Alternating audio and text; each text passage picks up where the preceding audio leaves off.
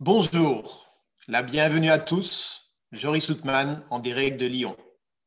Je suis le modérateur de ce webinaire, Hydrogène, opportunité de coopération entre la France et les Pays-Bas. Je me réjouis de l'intérêt que vous portez au secteur hydrogène aux Pays-Bas. Avant de rentrer dans le vif du sujet, vous avez vu qu'il y a un sondage auquel vous avez participé, ou vous pouvez encore participer. On donnera les résultats juste après ces quelques mots pour voir justement qui vous êtes et cerner qui est notre audience de ce jour. Aujourd'hui est un grand jour, le début d'une coopération entre la France et les Pays-Bas dans le secteur de l'hydrogène, le démarrage d'une nouvelle orientation pour les années à venir dans la transition énergétique, un sujet d'actualité qui est important pour nos deux pays et nous permettre d'avancer ensemble. Grâce à nos ministères et RVO aux Pays-Bas, nous avons coordonné cette étude de marché, exécutée avec brio par SIA Partner, en collaboration parfaite avec nos collègues de l'ambassade et NBSO. Le 23 mars dernier, nous avons présenté cette étude aux Pays-Bas qui a reçu un accueil très positif de plus de 100 personnes. Et nous réjouissons de vous voir si nombreux aujourd'hui, près d'une centaine. Vous êtes des acteurs incontournables avec qui nous voulons travailler ensemble et que je tiens à remercier particulièrement car beaucoup d'entre vous avaient participé à cette étude. Le programme du jour, l'introduction avec Stefan Kornev de l'ambassade et Charlotte de Lorgeril de SIA Partner. Ensuite, l'hydrogène aux Pays-Bas, l'étude en tant que telle sur les opportunités de coopération entre nos deux pays, par Benoît et Gauthier. Une session questions-réponses. Et là, je vous demande aussi, vous voyez qu'on a questions-réponses et discussions. À tout moment, vous pouvez intervenir et on se chargera de vous répondre. Et si on ne répond pas à l'instant, on vous le fera parvenir après ce webinaire. Ensuite, nous passerons au rôle du réseau économique des Pays-Bas en France avec Mariette Reiners.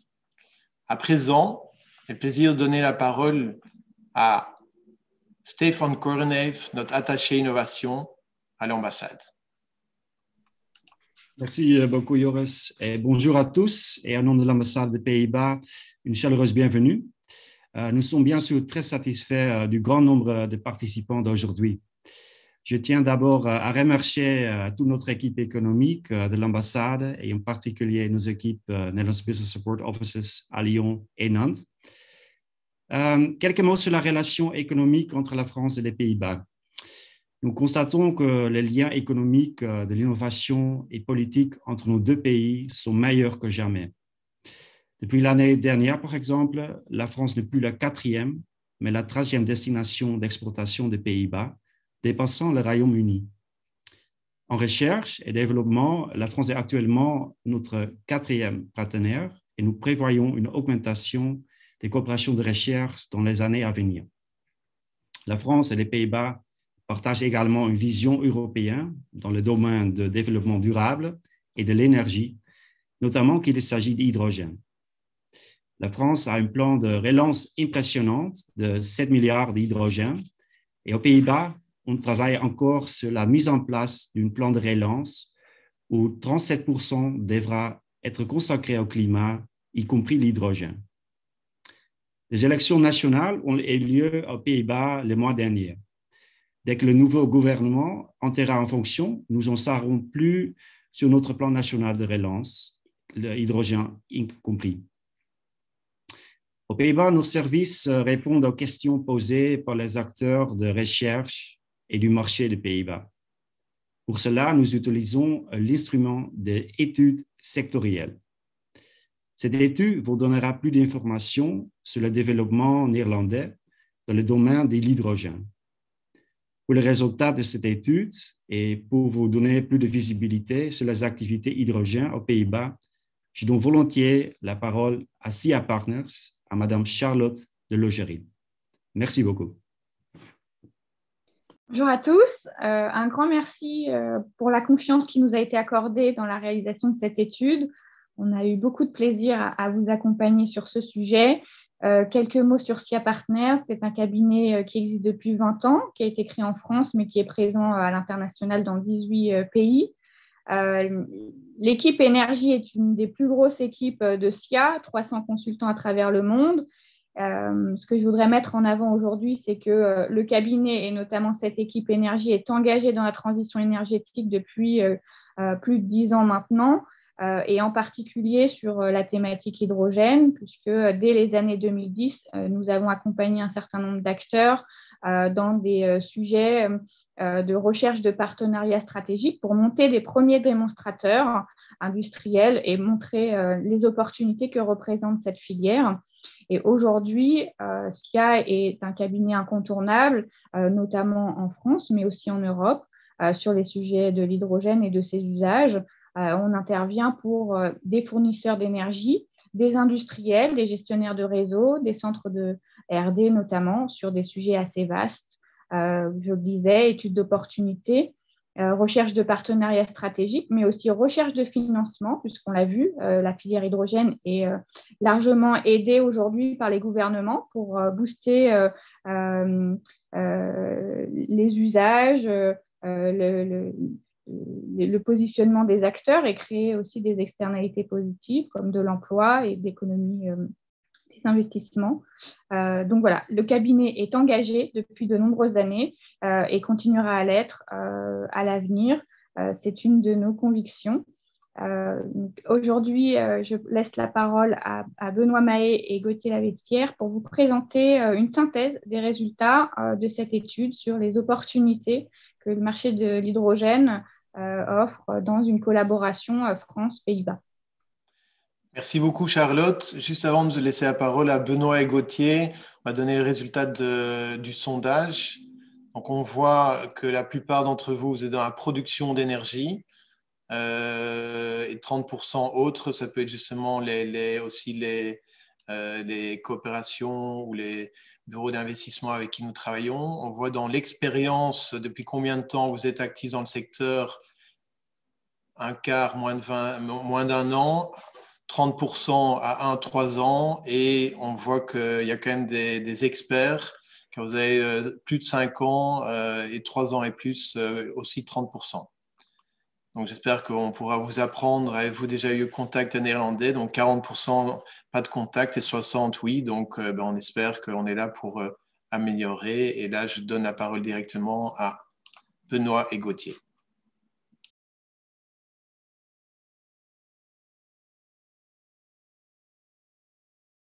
On ne t'entend pas, Benoît. Merci, Joris. Donc, bonjour à tous. Donc, je suis Benoît Mahé, consultant chez SIA Partners dans la BU Energy Utilities, en charge des sujets hydrogène. Et avec Gauthier Lavestière, on va vous présenter les conclusions majeures de cette étude que l'on a menée avec l'appui de nos collègues aux Pays-Bas. Astrid, s'il te plaît. Alors, pour rappeler le contexte très rapidement, les objectifs de cette étude mandatée par le RVO sont doubles. Premièrement, présenter la stratégie hydrogène française et ses objectifs aux acteurs de la filière néerlandaise. Et ensuite, étudier les complémentarités et opportunités de coopération entre les deux pays. Donc, pour répondre à cet objectif, nous avons mené une analyse du marché des deux filières avec une équipe du consultant du bureau de Paris et une équipe du bureau néerlandais. Nous avons étudié sous-secteur par sous-secteur la situation à date, les objectifs et le potentiel de chacun de ces secteurs et usages de l'hydrogène, et bien évidemment les acteurs présents ainsi que les projets en cours et à venir. Alors, cette étude, on a souhaité aussi l'éclairer de la perception des acteurs qui constituent ces filières afin d'avoir un regard des parties prenantes sur ces potentielles opportunités. C'est pour ça qu'un certain nombre d'entre vous ont participé à cette étude via des interviews. Et comme l'a indiqué Joris en introduction, les conclusions de cette analyse ont été présentées le 23 mars devant la filière néerlandaise. Aujourd'hui, on profite de cette occasion pour vous montrer les recommandations qui ont été adressées et vous faire part aussi du fonctionnement et de la stratégie hydrogène néerlandaise. Slide suivant.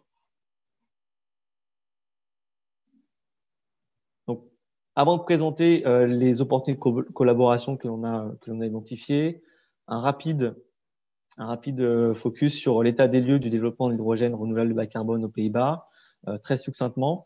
Donc, comme vous pouvez le voir, l'hydrogène est déjà présent au sein des Pays-Bas. La part de production d'hydrogène totale, y compris la part carbonée, est par ailleurs supérieure à celle française.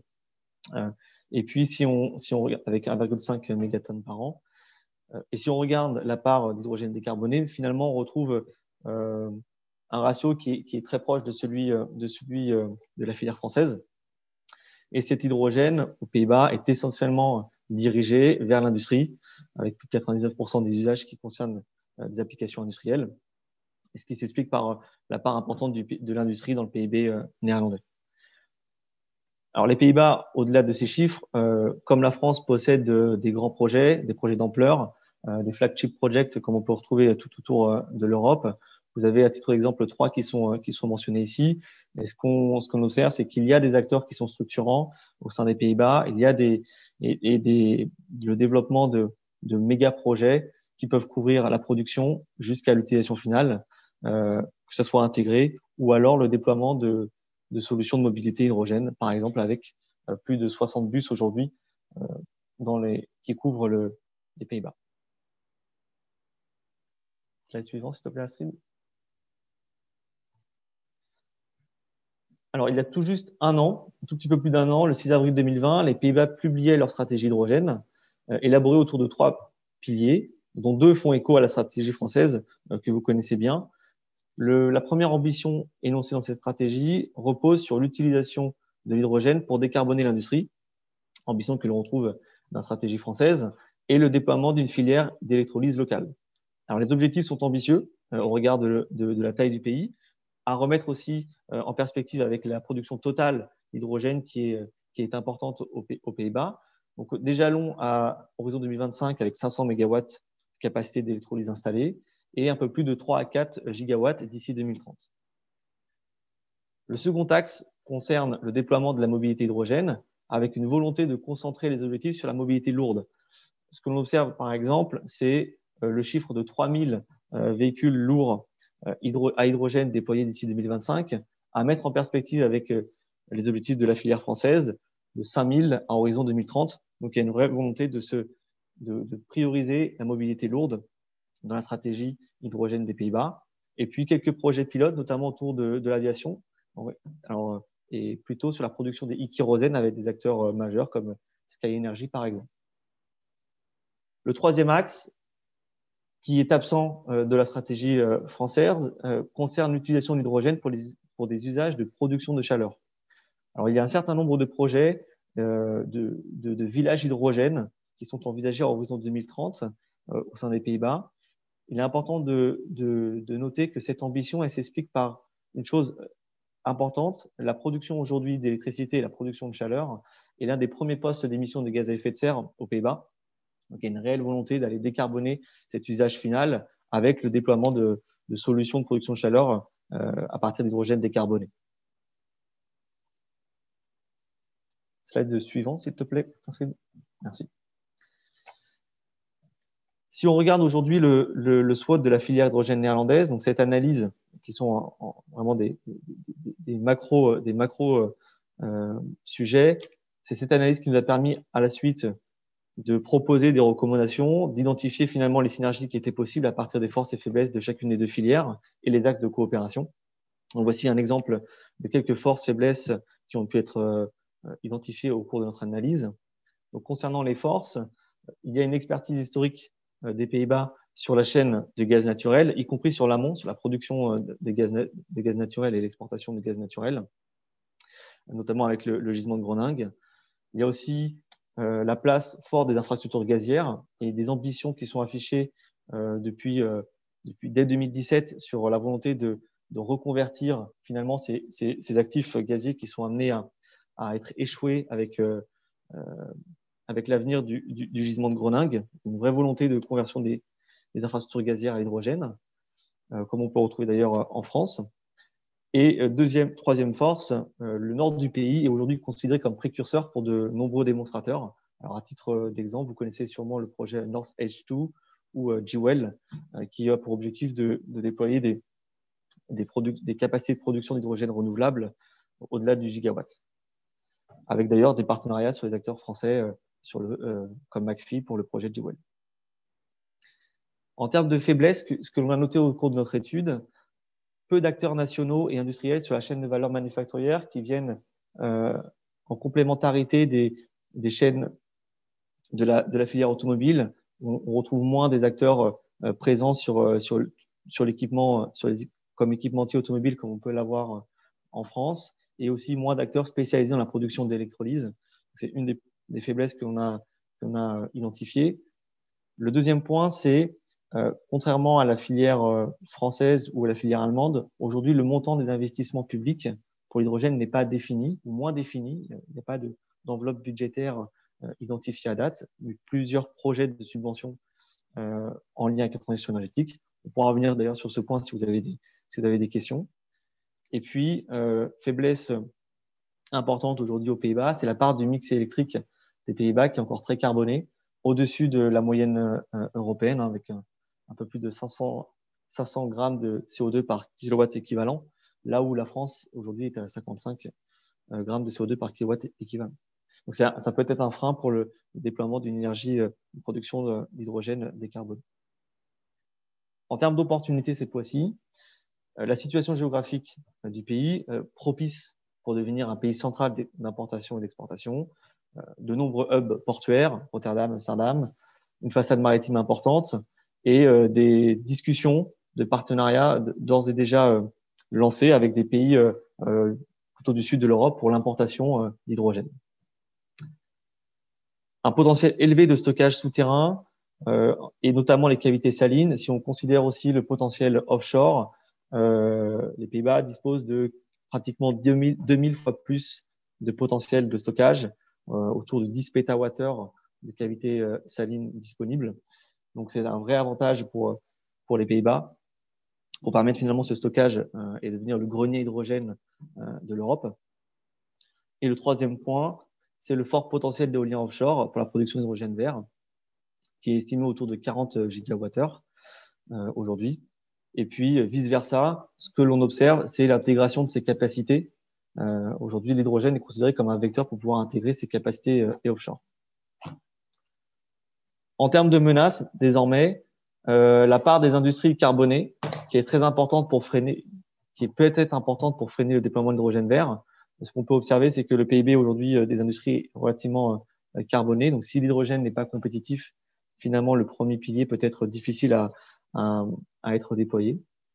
Et dernier point en termes de menaces, ce qu'on a observé, c'est qu'il y a quand même, on privilégie aux Pays-Bas le déploiement pour la mobilité légère du véhicule à batterie électrique. Il peut y avoir une forme de concurrence entre les deux usages, qui s'explique aussi par les distances relativement courtes que l'on peut observer aux Pays-Bas et donc une application plus adaptée aux véhicules à batterie. Voici pour le panorama de la filière et je vais laisser ensuite Gauthier présenter les recommandations qui ont été adressées aux Pays-Bas. Merci Benoît, bonjour à tous. Donc, en effet, les analyses croisées des filières et stratégies hydrogène des deux pays nous ont conduit à formuler un certain nombre de recommandations à destination des acteurs à la fois publics et privés néerlandais. Ces recommandations, elles s'articulent autour de 3 axes principaux pour le développement de partenariats et de coopération entre acteurs. Le premier axe, c'est l'établissement de partenariats R&D ou industriels B2B sur des secteurs spécifiques de la chaîne de valeur hydrogène.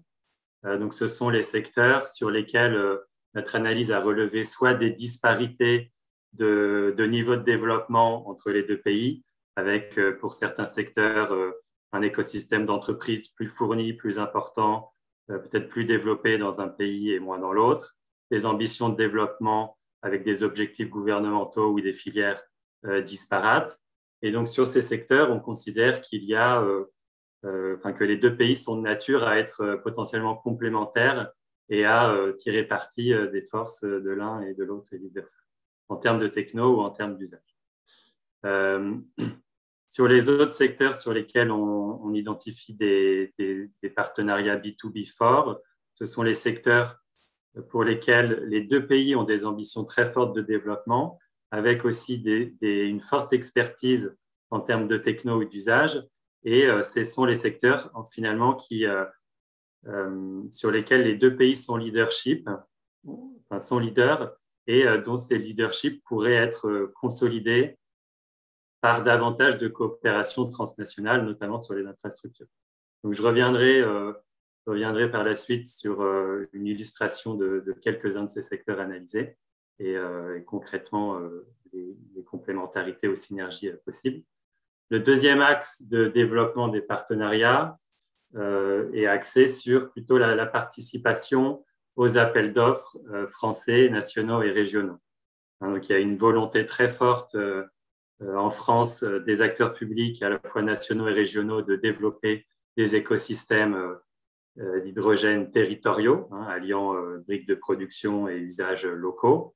Et cette volonté politique et stratégique, elle s'accompagne donc de financements conséquents.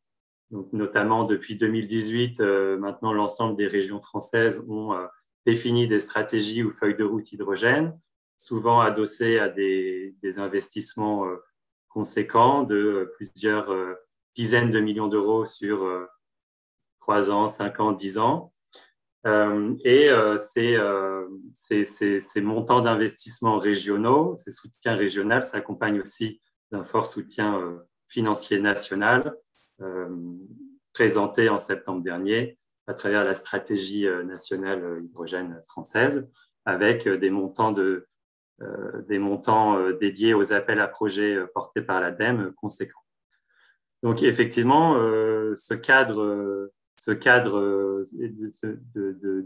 d'innovation et d'investissement fort de la part des acteurs publics, c'est l'opportunité pour les acteurs néerlandais de rejoindre des consortiums sur des projets candidats à ces appels d'offres et finalement d'apporter, dans le cadre de ces réponses à appels d'offres, leur expertise sur des briques technologiques spécifiques qui seraient potentiellement absentes de l'écosystème d'acteurs français. Voilà, dans une logique vraiment d'amélioration finalement de la compétitivité technico-économique des solutions globales qui seront proposées dans le cadre de ces projets et de ces appels d'offres. Et enfin, le troisième acte de développement, alors assez similaire à la participation aux appels d'offres régionaux et nationaux, c'est la participation des acteurs aux grands projets et grands appels d'offres européens. Aujourd'hui, finalement, on constate que la grande majorité des partenariats existants entre acteurs français et néerlandais se concrétisent à travers ces projets européens, donc à travers soit les mécanismes de soutien des fonds FEDER pour favoriser des projets transnationaux, soit dans le cadre des IPCEI à venir, ou alors depuis maintenant plusieurs années, les projets pilotes démonstrateurs de grande envergure qui ont drivé finalement le développement de la filière à l'échelle européenne dans le cadre des appels à projets et des projets financés par le FCHJU. Donc, il y a une vraie importance à utiliser ces mécanismes européens, ces réseaux européens pour nouer des partenariats transfrontaliers et faire émerger ces projets transfrontaliers qui driveront le développement des usages massifs de l'hydrogène. Astrid, si tu veux passer au slide suivant, je vais passer en revue du coup quelques-uns des secteurs sur lesquels on a identifié des opportunités de coopération. C'est qu'une sélection non exhaustive. Et donc effectivement, le premier secteur sur l'électrolyse, on a en France un écosystème riche et important d'acteurs, d'entreprises spécialisées dans la conception et la production d'électrolyseurs, notamment McPhy, Ergosup, Attaway, Areva H2Gen, et dont d'ailleurs certaines exportent déjà leur technologie et savoir-faire aux Pays-Bas. Benoît citait tout à l'heure le projet de J-Wells qui implique McPhy. Cet écosystème d'entreprises est moins riche aux Pays-Bas, qui pourtant a, comme l'a présenté Benoît, des objectifs très forts, très ambitieux en termes de développement de l'électrolyse.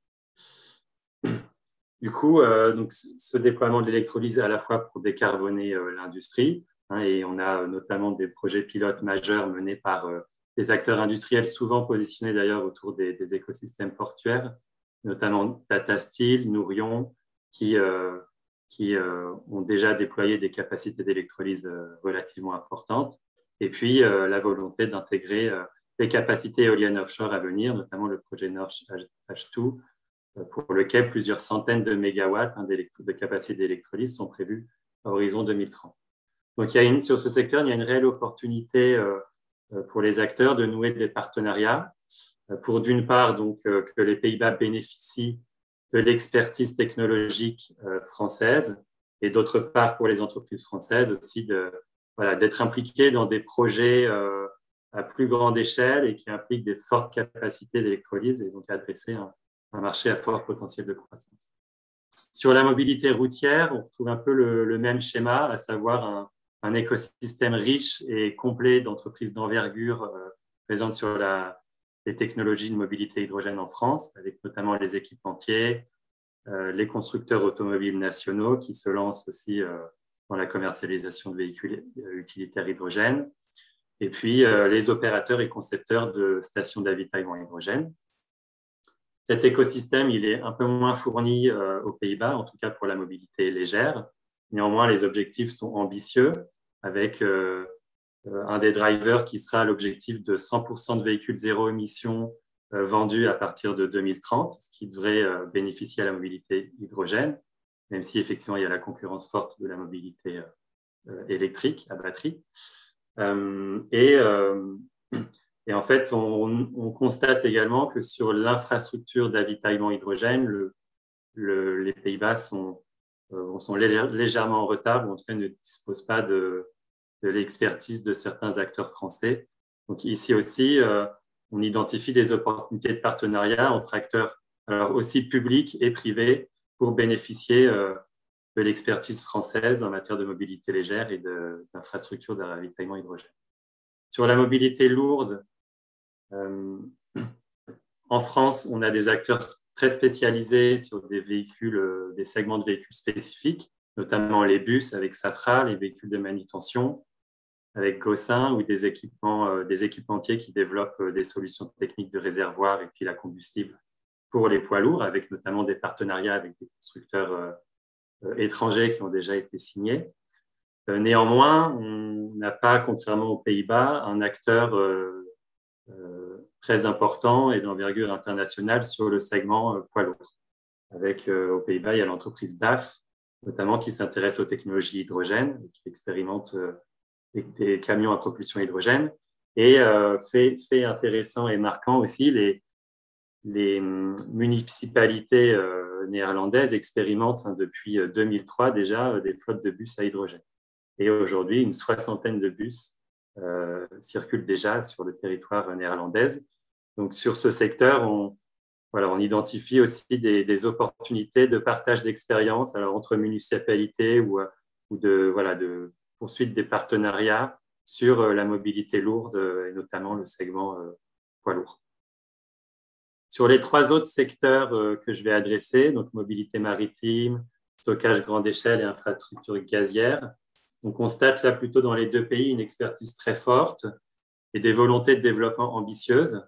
Et on considère que l'accélération en fait, des coopérations sur ces secteurs et des partenariats entre acteurs serait de nature à consolider le leadership des deux pays sur ces domaines et faire émerger des projets transnationaux d'infrastructures qui seront nécessaires au développement des usages massifs de l'hydrogène. Donc effectivement, sur la mobilité maritime, les deux pays disposent de constructeurs navals importants, reconnus mondialement, et de grands ports aussi, de grands ports d'influence mondiale, notamment aux Pays-Bas. Ces ports ont chacun soit lancé des études d'intérêt, soit des projets d'expérimentation visant à intégrer les technologies hydrogène en milieu portuaire ou industriel ou portuaire. Et effectivement, là, des partenariats forts entre ces grands ports seraient de nature à catalyser le développement des technologies hydrogène en milieu maritime et portuaire. Sur le stockage grande échelle et l'infrastructure gazière, donc là, on parle plus d'infrastructure qui est finalement un pan qui peut être un peu absent de la stratégie nationale hydrogène, mais pour autant, les acteurs français sont investis depuis plusieurs années dans des démonstrateurs ou des projets pilotes sur ces sujets. Donc, les deux pays bénéficient d'une expertise reconnue grâce à leurs opérateurs gaziers de taille importante. Les différents projets de stockage, cavité saline, power to gas, injection en mélange dans les réseaux qui sont menés de part et d'autre dans chacun des deux pays. Et donc, effectivement, sur ces secteurs, il existe déjà des groupes de travail européens qui regroupent les opérateurs gaziers. On estime cependant qu'il faut aller plus loin pour faire émerger des projets transnationaux et notamment partager les retours d'expérience des projets, notamment des projets d'alimentation de clients industriels sur lesquels les retours d'expérience seront nécessaires pour aller plus loin dans les usages, la distribution ou le transport d'hydrogène 100% dans les réseaux. Donc voilà pour une sélection des secteurs qu'on a pu analyser dans l'étude et quelques opportunités de coopération. On a analysé d'autres secteurs qu'on pourra adresser lors de la session questions-réponses. Il y a notamment un secteur intéressant aussi pour les Pays-Bas qui est celui de l'éolien offshore, pour lesquels les Pays-Bas ont pas mal d'avance dans le déploiement des parcs éoliens offshore. Néanmoins, il y a de fortes ambitions aussi côté français, avec aussi des déploiements de certains parcs axés sur l'éolien flottant. Donc, aussi sur ce secteur, potentiellement beaucoup de partenariats et de collaborations à construire pour créer une filière compétitive. Benoît, est-ce que tu veux ajouter quelque chose avant qu'on passe aux questions-réponses? Voilà, non, merci Gauthier. Voici, donc là, comme l'a présenté Gauthier, on a fait un zoom sur les opportunités qui, selon nous, étaient les plus opportunités qui ont été analysées pendant l'étude. Je propose maintenant, Joris, peut-être qu'on passe à la session de questions-réponses.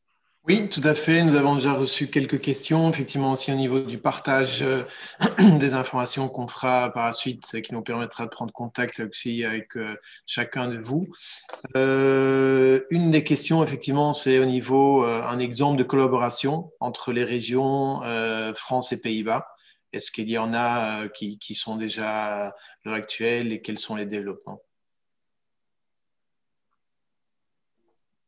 Alors, je vais répondre à cette question. En termes d'exemples de projets concrets, on a cité le projet J-Wells notamment, qui est un projet de production d'hydrogène par électrolyse pour l'entreprise Nourion, basée aux Pays-Bas. Donc, typiquement, c'est un projet qui s'inscrit dans le cadre du programme Horizon 2020 du FCHJU et qui bénéficie de subventions de l'Union européenne. À date, alors il y a quelques autres projets de collaboration, partenariat avec les Pays-Bas, mais ils sont pas non plus, en tout cas, ils sont moins nombreux que ceux qu'on constate entre acteurs français et allemands, notamment de l'hydrogène. Sur les partenariats entre régions, je crois que la question portait plutôt sur les régions.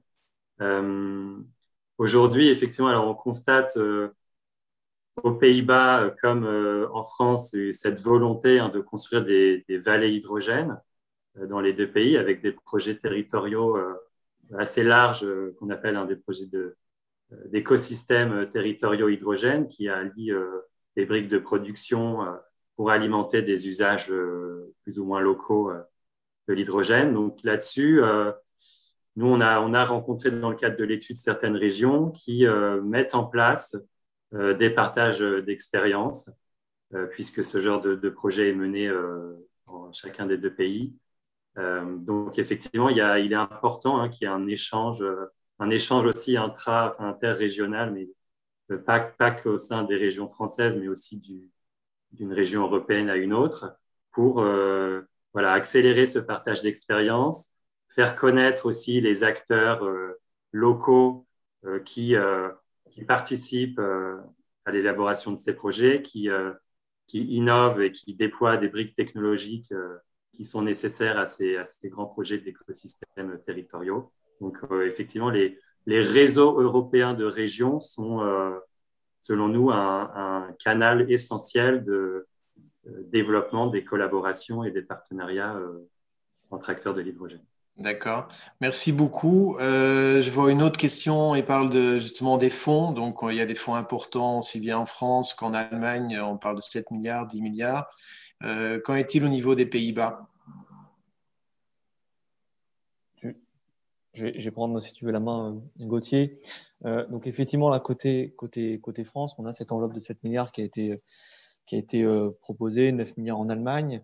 Ce qu'on observe aujourd'hui, c'est concernant les subventions, effectivement, aujourd'hui, aux Pays-Bas, il y a un besoin d'aller structurer, d'aller flécher les différents investissements.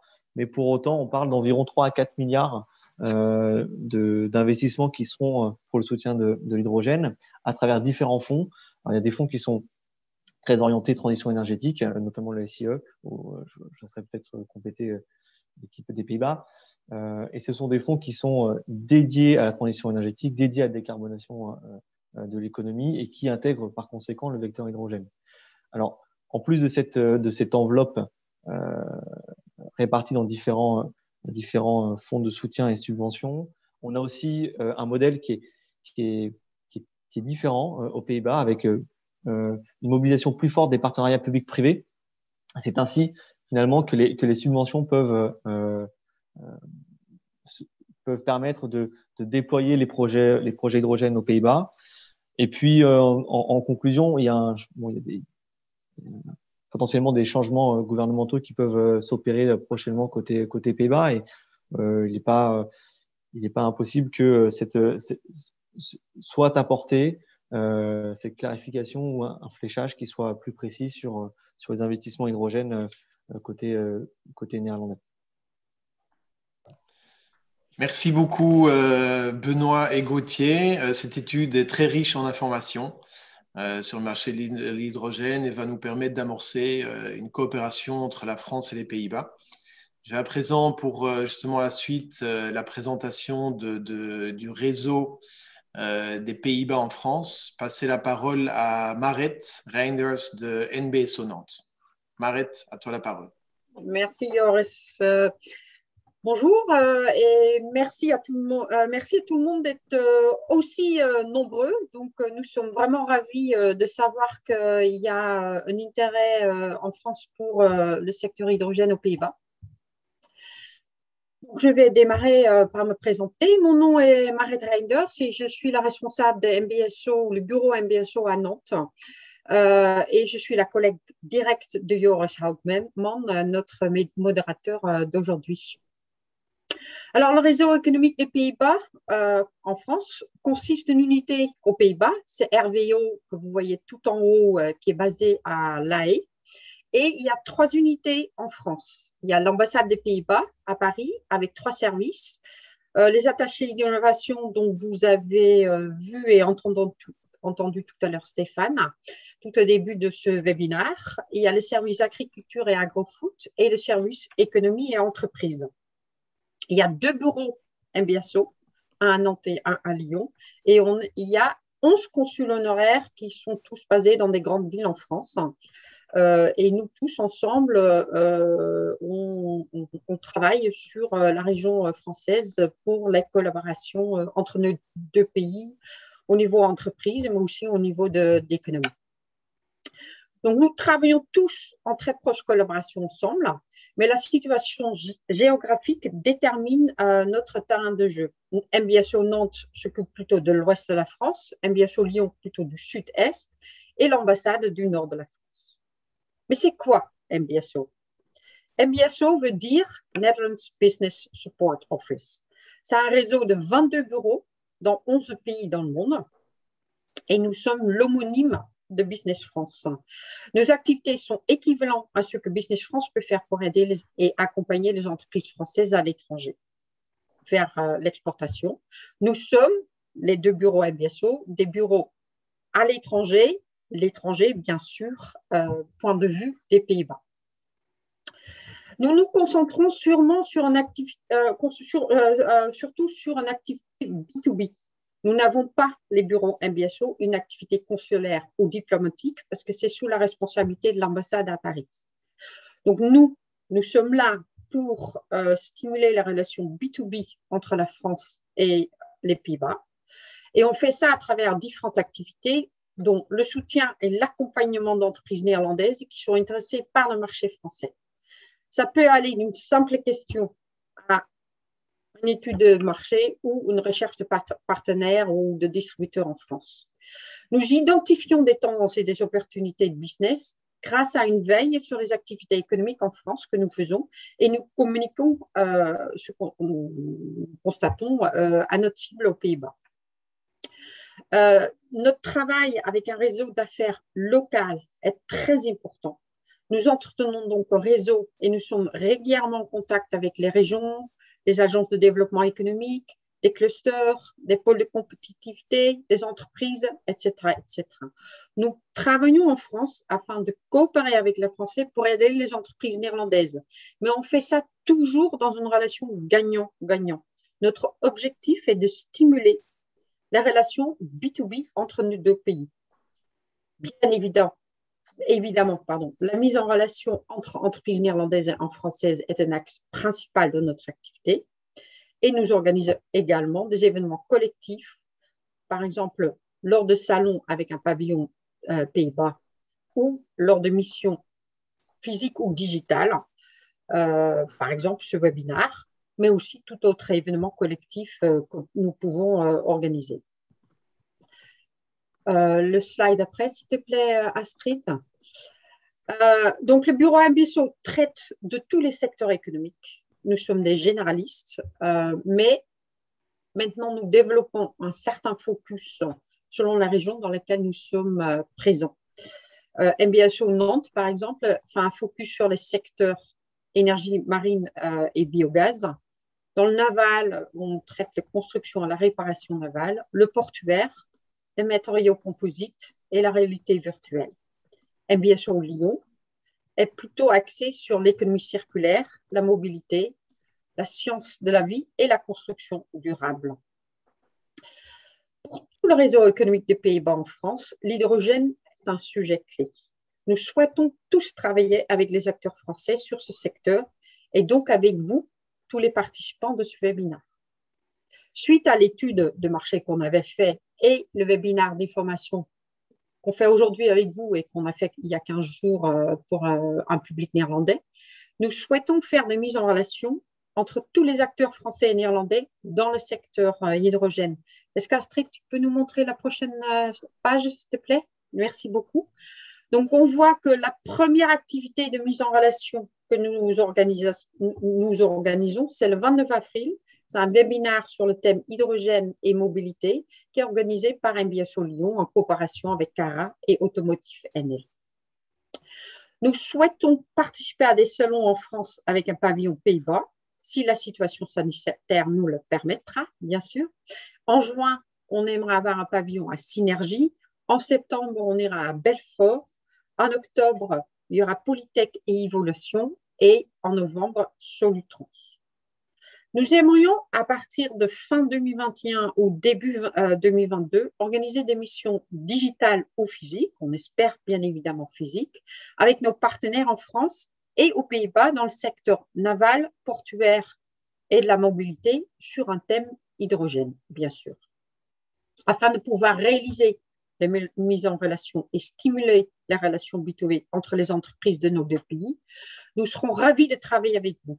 N'hésitez donc pas à nous contacter si vous voulez rentrer en contact avec les acteurs aux Pays-Bas. Vous aurez une adresse mail à la fin de cette présentation ou ce webinaire et nous vous contacterons sûrement, donc l'ambassade, les pays MBSO Nantes ou Lyon, pour réfléchir ensemble ce que nous pourrions mettre en place pour faire avancer le secteur hydrogène dans nos deux pays et toujours dans un objectif gagnant-gagnant. Donc, je vous remercie pour votre attention et je repasse la parole à Joris, mon collègue. Merci beaucoup, Maret. C'est clair que nous sommes dans la collaboration et coopération entre la France et les Pays-Bas. Nous recevons encore beaucoup de questions, entre autres, combien de participants? Nous avons été plus de 67. Là, actuellement, nous sommes 66 personnes connectées à ce webinaire. Et j'ai une question qui est rentrée aussi pour Gauthier. Tu parlais des régions, collaboration entre les Pays-Bas et la vallée hydrogène. De quelle région tu faisais référence?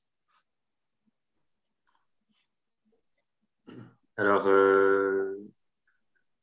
j'ai parlé effectivement de prise de contact entre certaines régions, entre Pays-Bas et Occitanie.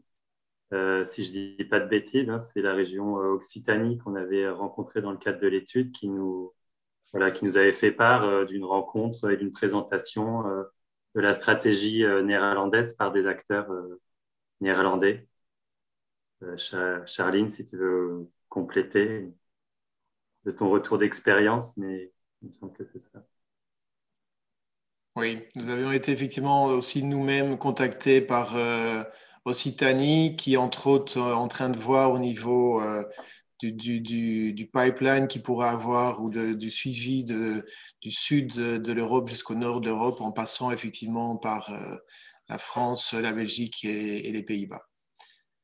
Pour d'autres questions, justement, Gauthier ou Benoît, effectivement, j'ai ici, on parle effectivement, oui, une mise en avant ou quels sont ce qui vous a, un étonnement ou une remarque par rapport à l'étude que vous voudriez encore mettre en avant? Alors, un des étonnements que l'on a eu lors de cette étude, on a finalement étudié 2 pays leaders en Europe sur les questions de l'hydrogène, avec des stratégies hydrogène qui sont relativement similaires. On l'a vu tout à l'heure avec avec 2 piliers notamment qui sont relativement proches entre Pays-Bas et France. Néanmoins, dans les différents interviews qu'on a pu avoir, que ce soit côté Pays-Bas ou que ce soit côté français, on a noté une méconnaissance de ces stratégies entre les pays. On a noté qu'il y avait assez peu une connaissance limitée aussi des acteurs de la chaîne de valeur de part et d'autre des frontières, ce qui peut aussi traduire du coup le ressenti qu'on a d'une proximité forte entre France et Allemagne, puisqu'il y a peut-être une méconnaissance finalement des 2 filières. Alors, méconnaissance qu'il faut néanmoins contrebalancer avec une forte volonté des acteurs avec qui on a échangé de créer des collaborations. Donc, je pense que c'est tout à fait l'intérêt de ce type de webinaire, c'est de montrer finalement qu'il y a des similitudes entre les pays, que les stratégies sont possibles et que finalement les collaborations peuvent se faire. Et le deuxième point, pardon, des 2 côtés, l'axe ou le driver aussi des collaborations envisageables entre les 2 pays qui a été le plus souvent mentionné, c'est de proposer des solutions technologiques à l'échelle de l'Europe et notamment pour faire face à des concurrences qui seraient extra-continentales. Beaucoup d'entre des acteurs interviewés ont mentionné finalement une concurrence des pays d'Asie et voir aussi de la stratégie des États-Unis d'Amérique qui est en train de se lancer. Donc, on sent qu'il y a une volonté de faire face à l'échelle européenne face à ces émergences qui peuvent arriver. D'accord, merci beaucoup. Je pense que de toute façon, on continuera et c'est là l'échange aujourd'hui n'est qu'un début. On a un dernier petit sondage avant de clôturer auquel vous pouvez participer. Donc, à l'issue de ce webinaire, direz-vous votre connaissance de la filière néerlandaise de l'hydrogène est identique, un peu meilleure, bien meilleure, ne se prononce pas. Ensuite, souhaitez-vous être mis en relation avec les acteurs néerlandais en vue de partenariat? Donc là, si vous pouvez participer directement, je vais avant de ce résultat, passer la parole voici, vous avez toutes les coordonnées qu'on va vous transmettre. De toute façon, vous recevrez tous un mail, mais je vais, pour clôturer, tout d'abord remercier effectivement tous les participants, laisser la parole à Stéphane pour une conclusion et les suites suite à cette étude et ce webinaire. Stéphane, à toi la parole. Merci beaucoup, Joris, et aussi un grand merci à SIA Partners pour ces études. Et si vous avez dit, ce webinaire, c'est le début de notre coopération entre la France et les Pays-Bas, coopération avec beaucoup de science pour des projets bilatéraux, mais aussi européens. Et j'espère qu'une autre webinaire, c'est un webinaire ou une conférence peut être physique dans l'avenir, après le Covid, je l'espère, en France ou aux Pays-Bas.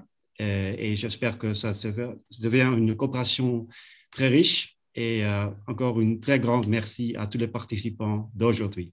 Merci beaucoup. Merci Stéphane. Donc, vous avez compris, effectivement, vous êtes tous des partenaires incontournables et nous voulons vraiment travailler ensemble. Merci. Voici les résultats. Donc, identique, ben, on voit quand même que tout le monde a au moins un peu appris, bien meilleur 42. Donc, ça a été utile et on voit que ben, près de 50% de vous veulent être en relation. Voilà. Et puis, il y a les indécis, mais justement, on vous donnera les informations et pourrez voir comment on peut travailler ensemble, collaborer. L'idée, c'est vraiment de favoriser cette mise en relation. Nous sommes là au sein de l'ambassade, mais aussi au sein des MBSO et aux Pays-Bas. Et je veux encore tout particulièrement remercier SIA Partners qui sont là aussi bien en France qu'aux Pays-Bas, pour ne citer que ces pays-là. Donc, peut-être un dernier mot à Charlotte. Oui, merci encore pour votre confiance. Peut-être un petit peu en exclusivité, je voulais annoncer à l'ensemble des participants que d'ici la semaine prochaine, SIA Partners va publier un observatoire assez unique sur l'hydrogène en Europe. C'est un travail de plus d'1 an qu'on va vous présenter et vous proposer avec des fiches pays sur la maturité, l'évolution de la filière sur l'ensemble des usages, avec des données consolidées de manière indépendante par le cabinet. Voilà, donc j'espère que nous aurons aussi l'occasion de vous présenter les résultats de cet observatoire et que vous suivrez régulièrement ses mises à jour et son enrichissement. Voilà, merci à tous. Merci beaucoup Charlotte, certainement. Et alors, de notre côté, ben, nous restons en relation, vous allez avoir le suivi. Vous avez ici nos coordonnées, mais on va aussi envoyer un mail de suivi avec la présentation. Et surtout, ben, le premier rendez-vous ou le suivant, c'est le 29 avril. On vous invite au niveau, c'est hydrogène et mobilité. La différence par rapport à aujourd'hui, c'est justement ce qu'on fait habituellement, c'est qu'il y aura une séance webinaire le matin, mais après du matchmaking. Donc, il y aura justement des partenaires au sein de Automotive, Enel, tous les Pays-Bas. D'autre part, on sera en collaboration au niveau de Cara, parce que nous avons déjà fait au niveau de ce même exercice côté Nantes, mais cette fois-ci, il sera à Cara. Mais même si vous êtes d'autres régions de la France, vous êtes les bienvenus aussi, hydrogène et mobilité. Merci beaucoup pour votre attention. C'est un travail d'équipe et SIA Partners et tous mes collègues ont pu y contribuer et nous attendons, si vous avez d'autres questions, pour rester en contact et surtout la suite, c'est de le faire ensemble. Merci beaucoup et à bientôt. Merci. Merci. Au revoir. Au revoir.